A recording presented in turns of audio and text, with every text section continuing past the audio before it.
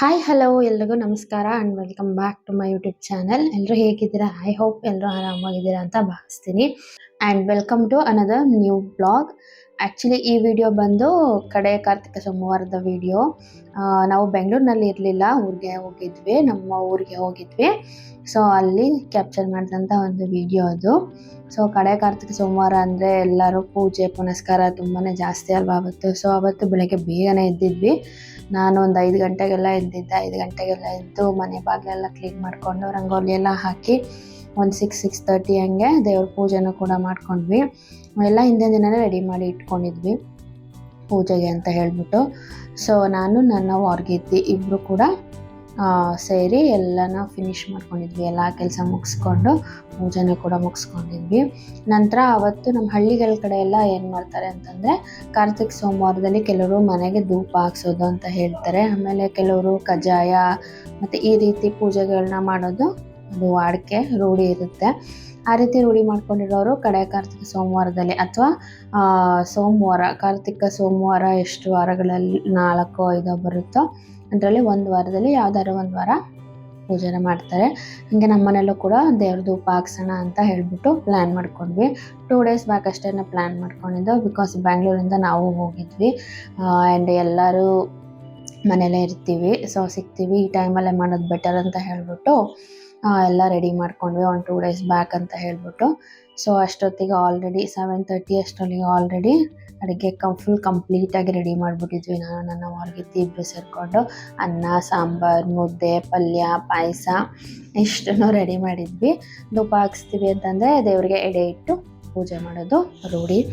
So ಅದಾದಮೇಲೆ ಒಂದು 7:30-8 ಗಂಟೆ ಅಷ್ಟರಲ್ಲಿ ಪುರೋಹಿತರು ಕೂಡ ಬಂದರು. ಅವ್ರಿಗೆಲ್ಲ ಹಿಂದಿನ ದಿನನೇ ಹೇಳಿರ್ತೀವಿ ಎಷ್ಟೊತ್ತಿಗೆ ಬನ್ನಿ ಮನೇಲಿ ಪೂಜೆ ಮಾಡಿಕೊಡಿ ಅಂತ.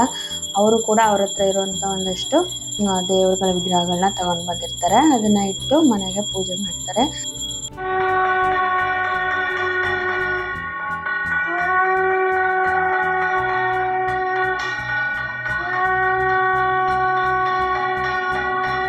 ಇದು ಒಂಥರ ಒಳ್ಳೆ ಅಭ್ಯಾಸ ಅಂತಲೇ ಹೇಳ್ಬೋದು. ಮನೆಯಲ್ಲಿರೋ ಮಕ್ಕಳಿಗೆ, ಮೊಮ್ಮಕ್ಕಳಿಗೆ, ವಯಸ್ಸಾಗಿರೋರಿಗೆ ಎಲ್ರಿಗೂ ಕೂಡ ಒಳ್ಳೆಯದು.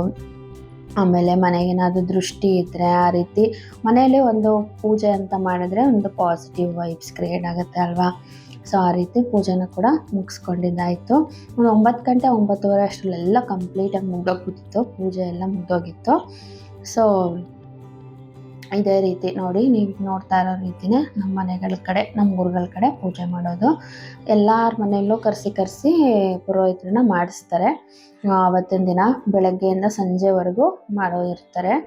ಸೊ ಈ ರೀತಿ ಅವರು ಒಂದು ವಿಗ್ರಹನ ತಂದಿದ್ರು, ಅದನ್ನು ಇಟ್ಟು ಹಣ್ಣು ಕಾಯಿ ಎಲ್ಲ ಇಟ್ಟು ಪೂಜೆ ಮಾಡಿ ನಾವು ಮನೆಯಲ್ಲಿ ಏನು ಅಡುಗೆ ಮಾಡಿರ್ತೀವೋ ಅದನ್ನು ಬಡಿಸಿ ಎಡೆ ಇಟ್ಟು ಪೂಜೆ ಮಾಡುವಂಥದ್ದು ಆ್ಯಂಡ್ ಮನೆಗೆಲ್ಲ ಧೂಪ ಹಾಕುವಂಥದ್ದು. ಇನ್ನು ಪೂಜೆ ಎಲ್ಲ ಮುಗಿಸ್ಕೊಂಡು ನಮ್ಮೂರಿನಲ್ಲಿರೋ ದೇವಸ್ಥಾನಕ್ಕೆ ನಮ್ಮ ಗದ್ದೆನಲ್ಲೇ ಹೂವನ್ನ ಬೆಳೆದಿದ್ವಿ. ಅದನ್ನೆಲ್ಲ ನಾನು ನನ್ನ ಹೊರಗೆ ಕೂತ್ಕೊಂಡು ಹಾರಗಳನ್ನ ಮಾಡಿದ್ವಿ ಚಿಕ್ಕದಾಗಿ. ನಂತರ ನಮ್ಮ ಅಮ್ಮನ ಮನೆ ನಮ್ಮ ಮನೆಗೆ ತುಂಬಾ ಹತ್ರ, ಅಂದರೆ ನನ್ನ ಗಂಡನ ಮನೆಯಿಂದ ನಮ್ಮ ಮನೆಗೆ ತುಂಬ ಹತ್ರ. ಎಷ್ಟು ಅಂತಂದರೆ 1-2 ರೋಡ್ ಕ್ರಾಸ್ ಮಾಡಿದ್ರೆ ನಮ್ಮ ಮನೆ ಸಿಕ್ಬಿಡುತ್ತೆ. ಅಲ್ಲಿಂದ ನಮ್ಮ ಡ್ಯಾಡಿ ಬಂದು ನನ್ನನ್ನು ನನ್ನ ಮಗಳನ್ನು ಕರ್ಕೊಂಡು ಹೋದರು ಮನೆಗೆ. ನೋಡಿ ಅಲ್ಲಿ ನನ್ನ ಮಗಳು ಏನೋ ಕಿತಾಪತಿ ಮಾಡ್ತಾ ಇದ್ದಾಳೆ. ಆ್ಯಂಡ್ ಅವರು ರೀಸೆಂಟಾಗಿ ಒಂದು ಕಾರ್ನ ಪರ್ಚೇಸ್ ಮಾಡಿದರು. ಸೊ ಅದನ್ನು ನಾನು ಹೋಗಿ ನೋಡಿರಲಿಲ್ಲ, ನಾನು ನನ್ನ ಮಗಳು ಇಬ್ಬರು ಕೂಡ ನೋಡಿರಲಿಲ್ಲ. ಸೊ ಇದೇ ಫಸ್ಟ್ ಟೈಮು. ಅದಕ್ಕೆ ನನ್ನ ಮಗಳು ಕ್ಯೂರಿಯಾಸಿಟಿಯಿಂದ ಅವ್ರ ತಾತನ ಎಲ್ಲ ಕೇಳ್ತಾ ಇದ್ದಾಳೆ ಏನದು ಅಂತ. ಆ್ಯಂಡ್ ನಾನು ಒಳಗಡೆ ಹೋಗಬೇಕು, ಕೂತ್ಕೋಬೇಕು ಅಂತ ಹೇಳ್ತಾ ಇದ್ಲು. ಆ್ಯಂಡ್ ಕಾರ್ ಜೊತೆ ಅವಳೊಂದಷ್ಟು ಆಟ ಆಡಿದ್ಲು. ಒಳಗೆಲ್ಲ ಕೂತ್ಕೊಂಡು ಸಾಂಗೆಲ್ಲ ಹಾಕ್ಕೊಂಡು ಆಟ ಆಡಿ ಮುಗಿಸಿದ್ಲು. ಇದಿಷ್ಟು ನಾವು ಅಲ್ಲಿ ನನ್ನ ಹಸ್ಬೆಂಡ್ ಮನೆಯಲ್ಲಿ ಪೂಜೆ ಮುಗಿಸಿ ಅಮ್ಮನ ಮನೆಗೆ ಬಂದಿದ್ದು. ಸೊ ಇಲ್ಲಿ ಸಂಜೆವರೆಗೂ ಇದ್ದೆ, ಒಂದು 5 o'clockವರೆಗೂ ಇದ್ದೆ. ಸೊ ಸಂಜೆ ಮೇಲೆ ದೇವಸ್ಥಾನದ ಹತ್ರ ಪೂಜೆಗೆ ಹೇಳಿದ್ವಿ. ನಮ್ಮದೇ ಮೊದಲನೇ ಪೂಜೆ ಸಂಜೆ ಮೇಲೆ ಅಂತ. ಅದು ಈಶ್ವರನ ದೇವಸ್ಥಾನ. ಸೊ ಹೂವು ಎಲ್ಲ ರೆಡಿ ಮಾಡಿದ್ವಲ್ಲ, ಅದನ್ನು ಕೊಟ್ಟು ಒಂದು ಸ್ವಲ್ಪ ಪ್ರಸಾದ ಎಲ್ಲ ಮಾಡಿಸಿ ಪೂಜೆ ಮಾಡಿಸೋಣ ಅಂತ ಹೇಳಿಬಿಟ್ಟು ಆ್ಯಂಡ್ ಒಂದಷ್ಟು ದೀಪಗಳನ್ನು ಕೂಡ ಹಚ್ತೀವಿ. ಕಡೆ ಕಾರ್ತಿಕ ಸೋಮವಾರ ಅಲ್ವಾ, ಇನ್ನೂ 1 ವರ್ಷ ಕಾಯಬೇಕಾಗತ್ತೆ.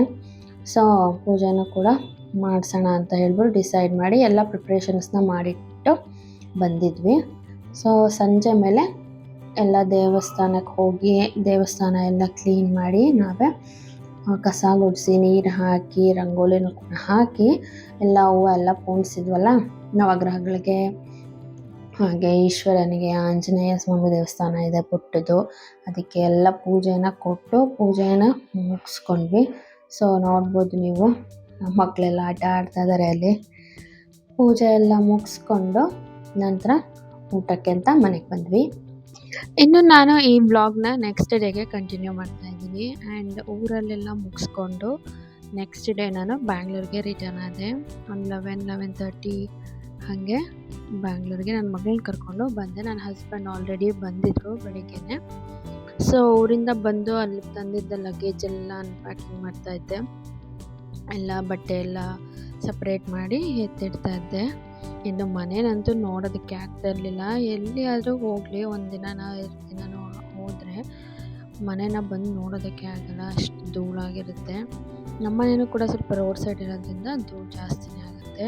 ಸೊ ಮನೆ ಕೆಲಸ ಎಲ್ಲ ಮುಗಿಸ್ಕೊಂಡು ನನ್ನ ಮಗಳನ್ನ ಸ್ಕೂಲಿಗೆ ಬಿಟ್ಟು ಬಂದು ನಂತರ ಅಡುಗೆ ಮಾಡೋಣ ಅಂತ ಹೇಳಿ ಬಂದೆ.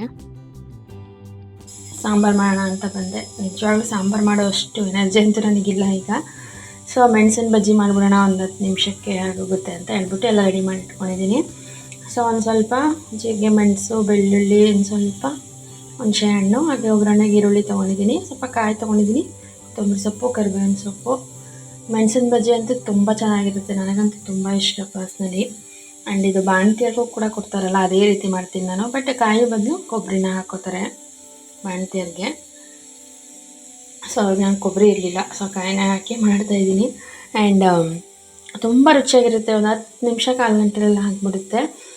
ಸೊ ಇದಿಷ್ಟನ್ನು ಹಾಕ್ಕೊಂಡು ಗ್ರೈಂಡ್ ಮಾಡಿಕೊಂಡು ಒಗ್ಗರಣೆ ಕೊಡೋದು ಅಷ್ಟೇ. ಒಂದು 10-15 ಮಿನಿಟ್ಸ್ ಇದೆ ಅಷ್ಟೇ ನನಗೀಗ. ಅಷ್ಟು ನನ್ನ ಮಗಳನ್ನ ಕರ್ಕೊಂಡ್ಬರ್ಬೇಕು ಹೋಗಿ. ಸೊ ಇದನ್ನು ಮಾಡೋಣ ಈಗ. ಇದಿಷ್ಟು ಸಾಮಾನು ಜೊತೆಗೆ ಒಂದು ಅರ್ಧ ಸ್ಪೂನಷ್ಟು ಸಾಂಬಾರು ಪೌಡ್ರನ್ನ ಹಾಕ್ತಾಯಿದ್ದೀನಿ, ಖಾರಕ್ಕೆ ಅಂತ ಹೇಳ್ಬಿಟ್ಟು. ತುಂಬ ಒಳ್ಳೆ ಟೇಸ್ಟ್ ಬರುತ್ತೆ ಅವಾಗ. ಸೊ ಇದಿಷ್ಟನ್ನು ಗ್ರೈಂಡ್ ಮಾಡಿಕೊಂಡು ಬರ್ತೀನಿ. ಗ್ರೈಂಡ್ ಮಾಡಿದ್ದಾಯಿತು, ಈ ರೀತಿ ರುಬ್ಕೊಂಡಿದ್ದೀನಿ. ಸ್ವಲ್ಪ ತರ್ತರಿಯಾಗಿ ರುಬ್ಕೊಂಡಿದ್ದೀನಿ, ಅವಾಗ ಟೇಸ್ಟ್ ತುಂಬ ಚೆನ್ನಾಗಿರುತ್ತೆ. ಜಾಸ್ತಿ ಪೇಸ್ಟ್ ಥರ ಆಗಿಬಿಟ್ರೆ ಚೆನ್ನಾಗಿರಲ್ಲ. ಆ್ಯಂಡ್ ನಾನಾಗಲೇ ಹೇಳ್ದಂಗೆ ಇವತ್ತು ಊರಿಂದ ಬಂದೆ. ಸೊ ಬೆಳಗ್ಗೆ ಟಿಫನ್ಗೆ ಅಂತ ಹೇಳ್ಬಿಟ್ಟು ಅಮ್ಮ ಬೆಳಗ್ಗೆನೇ ಬಾತ್ ಮಾಡಿ ಬಾಕ್ಸಿಗೆ ಹಾಕಿದ್ರು. ಬಂದ ತಕ್ಷಣ ತಿಂದು ನನ್ನ ಮಗಳನ್ನ ಸ್ಕೂಲಿಗೆ ಬಿಟ್ಟಿದ್ದಾಯಿತು. ಇನ್ನು ನನ್ನ ಮಗಳು ಸ್ಕೂಲಲ್ಲೂ ಕೂಡ ಲೀವ್ ಲೆಟರ್ ಕೊಡೋದಕ್ಕೆ ಹೇಳಿದರು. ಬಿಕಾಸ್ ಸಡನ್ನಾಗಿ 3-4 ಡೇಸ್ ರಜೆ ಹಾಕ್ಸ್ಬಿಟ್ಟಿದ್ವಲ್ಲ, ಅದಕ್ಕೋಸ್ಕರ ಲೀವ್ ಲೆಟರ್ ಬರೆದು ತೊಗೊಂಡು ಹೋದೆ. ಇನ್ನು ನನ್ನ ಮಗಳನ್ನ ಕರ್ಕೊಂಡು ಬಂದು ನಂತರ ಗೊಜ್ಜಿಗೆ ಒಗ್ಗರಣೆ ಹಾಕೋಣ ಅಂತ ಹೇಳ್ಬಿಟ್ಟು ಸ್ಟಾರ್ಟ್ ಮಾಡಿದೆ. ಸ್ವಲ್ಪ ಸಾಸಿವೆ, ಕಡಲೆಬೇಳೆ, ಕರಿಬೇವಿನ ಸೊಪ್ಪು, ಒಂದು ಈರುಳ್ಳಿ ಹಾಕ್ಕೊಂಡು ಫ್ರೈ ಮಾಡಿಕೊಂಡು ನಂತರ ಮೊದಲೇ ಗ್ರೈಂಡ್ ಮಾಡಿ ಇಟ್ಕೊಂಡಿದ್ನಲ್ಲ ಆ ಮಿಕ್ಸ್ನ ಹಾಕಿ ಒಂದು ಸ್ವಲ್ಪ ರುಚಿಗೆ ತಕ್ಕಷ್ಟು ಉಪ್ಪನ್ನ ಹಾಕಿ ಗೊಜ್ಜಿಸ್ಕೊಂಡ್ರೆ ಗೊಜ್ಜು, ಮೆಂತ್ಯ ಗೊಜ್ಜು ಅಥವಾ ನೀವು ಏನಾರು ಅಂದ್ಕೋಬೋದು, ಮೆಣಸಿನ ಬಜ್ಜಿ ಅಥವಾ ಕೆಲವರು ಬೆಳ್ಳುಳ್ಳಿ ಜಾಸ್ತಿ ಹಾಕ್ಬಿಟ್ಟು ಬೆಳ್ಳುಳ್ಳಿ ಬಜ್ಜಿ ಎಲ್ಲ ಇದೇ ಥರ ಪ್ರೋಸೆಸ್ಸೇ, ಸೇಮ್ ಪ್ರೋಸೆಸ್ಸೇ. ಬಟ್ ಐಟಮ್ಸ್ ಮಾತ್ರ ಡಿಫ್ರೆಂಟ್ ಅಷ್ಟೇ. ತುಂಬ ಟೇಸ್ಟಿಯಾಗಿರುತ್ತೆ. ಬಿಸಿ ಬಿಸಿ ಅನ್ನದ ಜೊತೆಗೆ ತುಪ್ಪ ಹಾಕ್ಕೊಂಡು ತಿಂತಾಯಿದ್ರೆ ತುಂಬ ಚೆನ್ನಾಗಿರುತ್ತೆ. ನನ್ನ ಮಗಳನ್ನೂ ಕೂಡ ಸ್ಕೂಲಿಂದ ಬಂದಳು, ಆಟ ಆಡ್ತಾ ಇದ್ಲು ಅವಳು. ಸೊ ಇದಾಗಿತ್ತು ನಮ್ಮ 2 ದಿನದ ವ್ಲಾಗ್. ನಾನು ಈ ವ್ಲಾಗ್ನ ಇಲ್ಲಿಗೆ ಎಂಡ್ ಮಾಡ್ತಾಯಿದ್ದೀನಿ. Thanks for watching, keep supporting, bye.